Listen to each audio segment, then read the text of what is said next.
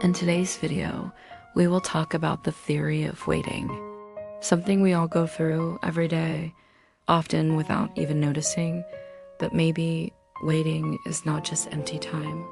Maybe it carries a meaning we never really thought about.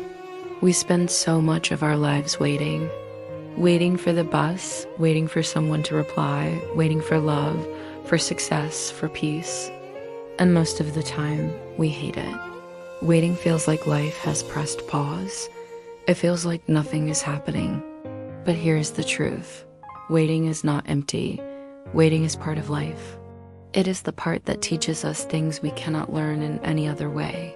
When we wait, we face our impatience. We realize how badly we want to control time, to push the world forward, to make things happen now. But waiting shows us we are not in charge of time. Life moves at its own speed, not at the speed of our wishes. Waiting also carries hope. Think about it while you're waiting. The future is still open. Anything can happen. Doors are not yet closed. Waiting is not the end of the story. It is the space where the story is still being written. Spiritually, waiting is like a teacher. It tells us to trust. A seed does not grow into a tree in one day. Healing does not happen overnight. Love does not arrive the moment we demand it. Everything comes when it is ready, not when we are impatient. There are two ways we can wait. One is passive waiting, the kind where we scroll, complain, distract ourselves just to make time pass. But there is also active waiting. This is when we use the pause, we breathe, we think. We notice small things. We prepare ourselves for what is coming. In this way, waiting is no longer wasted time. It becomes hidden time, a quiet gift. Think about the biggest moments in life. Waiting for a child to be born, waiting for a loved one to return, waiting for your wounds to heal. These are not just gaps. These are the moments that shape us the most. So maybe waiting is not our enemy. Maybe it is the place where we learn patience, trust, and strength.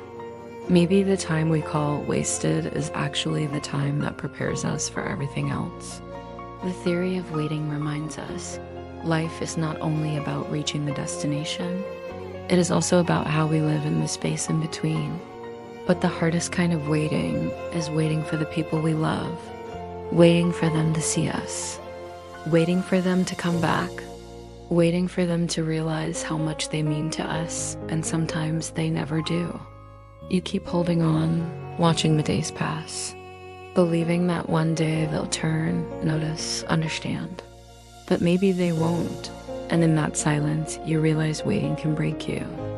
Because you gave your time, your heart, your hope to someone who never knew how much you were standing still for them. That is the cruel side of waiting. Not every wait has an ending. Some waits become part of us, quiet scars, soft aches we carry. Proof that love existed, even if it was never returned. And maybe that's the deepest meaning of waiting.